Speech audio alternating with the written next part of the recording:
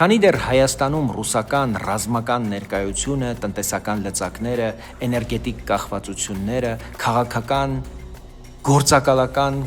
կապերի ցանցը, անվտանգային ազդեցությունը չեն կոչվում իրենց անունով, ուղիղ միջամտություն մեր ներքին գործերին, մենք ապրելու ենք երկակի չափանիշներով։ Տարիներով մեզ վրա նստած է մի համակարգ, որը Հայաստանը պահում է կախվածության մեջ ռազմաբազայով, գազով, երկաթուղով, վառելիքով, կեղծ պայմանագրերով, կապերով ու վախի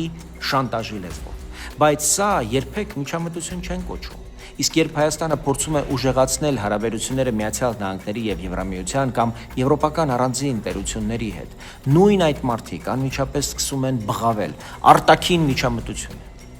Իսկ ամեն ինչ շատ ավելի պարզ է։ Եթե ռուսական ազդեցությունը քեզ չի անհանգստացնում, բայց արևմտյան գործընկերությունը քեզ խանգարում է, ուրեմն դու ոչ թե Հայաստանի անկախությունն ես պաշտպանում, այլ օգնում ես, որ ռուսական կախվածությունը մեզանում ավելի խորանա։ Ով մեր ինքնիշխան որոշումների վրա կարմիր գիծ է քաշում միայն այն պահին, երբ այդ որոշումները նվազեցնում են ռուսական ազդեցությունը, լծակները, նա դառնում է այդ լծակների, այդ ազդեցության սպասարկողը։